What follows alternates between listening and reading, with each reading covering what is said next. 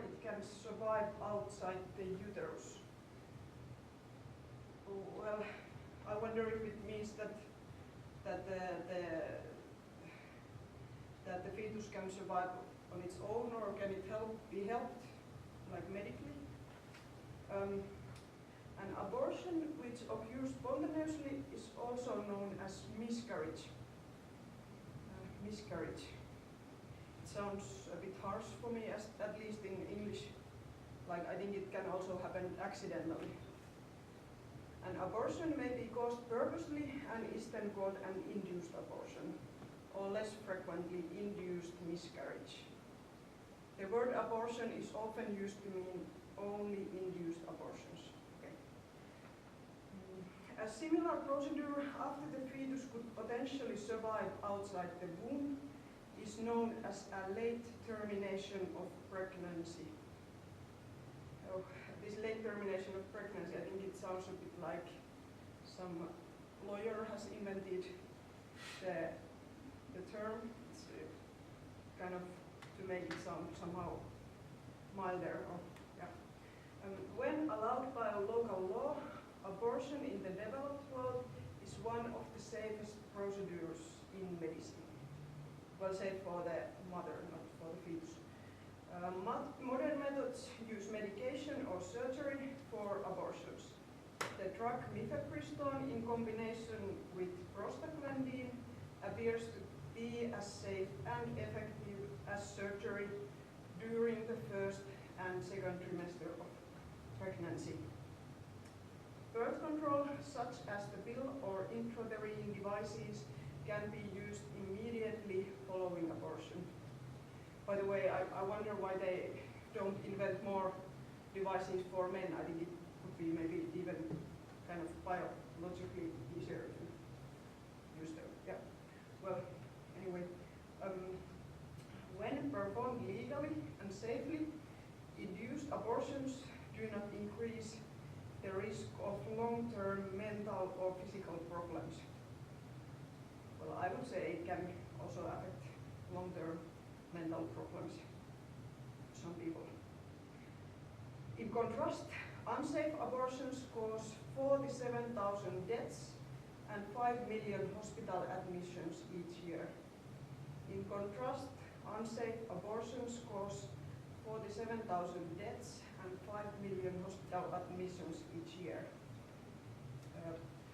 So 47,000 deaths, so 47,000 women dying every year because of unsafe abortion, so that would be 129 women per day, 5 every hour, 1 every 20 minutes, would be like 15, 9/11 attacks per year. Okay. The World Health Organization recommends safe and legal abortions be available to all women. Around 56 million abortions occur each year in the world. Around 56 million abortions occur each year in the world, with a little and half done unsafely. Abortion rates changed little between 2003 and 2008, before which they decreased for at least 2 decades as access to family planning and birth control increased. Well, that's kind of good. As of 2008, 40% of the world's women had access to legal abortions without limits as to reason. I guess in Finland they need at least some social reason for abortion. Countries that permit abortions have different limits of how late in pregnancy abortion is allowed. So that would mean that the different countries have kind of like different definitions when the fetus becomes woman, or I mean human, or yeah, kind of things. Yeah.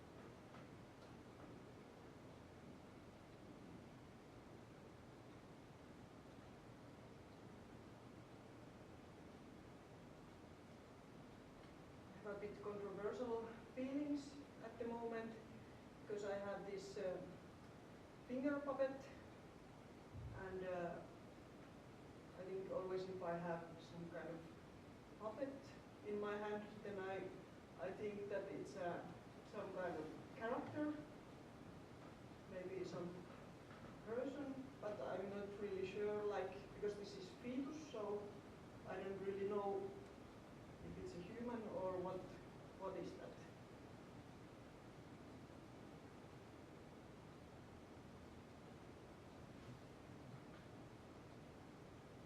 And it also has this pro-choice t-shirt on it. And yeah, we were exploring abortion and especially the American view of it, and I think there are some quite fundamental camps against or pro-abortion, and this pro-choice was one of the headlines of one of the camp's headlines, and I think it means something like that women should have their own choice about their bodies, and like if they want to make an abortion, so they can decide themselves. And this fetus also, or this puppet, well, we were kind of like tired, so one evening, so we were also watching some musicals, and there were some puppets playing musicals, and then we were thinking that it's kind of interesting for, oh, hello, how are you?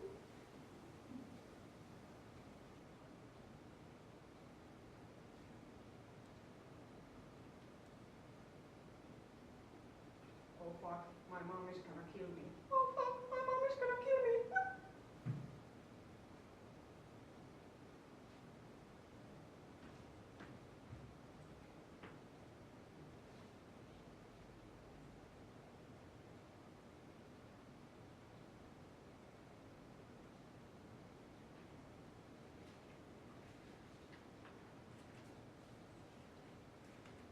Euthanasia. Euthanasia from Greek, meaning well or good death, is the practice of intentionally ending a life in order to relieve pain and suffering. There are different euthanasia laws in each country.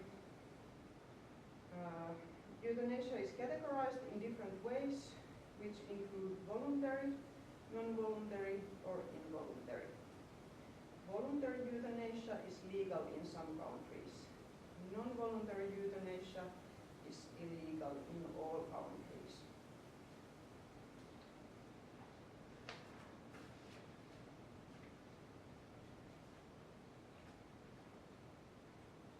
Here is a dialogue, and it's about Michelle Coase, who was French feminist philosopher and author. And she traveled to Switzerland and went to Dignitas Association, and in this dialogue she's in a house with a voluntary worker of Dignitas, and there are also some other people in this dialogue, and in this dialogue there are her last minutes alive. Where is the chocolate? It is already prepared. Yes, but maybe, is it a moment for waiting? Erika, are you going to ask me again if I still want to die? Yes, of course. So you are Madame Michelle Coase. Yes, single? Haha, it's not what I asked you. Listen, you really want to die today? Definitely. Are you really sure you want to die? Yes. Because if you drink this drug, you will sleep, you will die. Yes. This is clear? Yes. It's my wish. It's your wish? Yes. So I tell you goodbye. Farewell.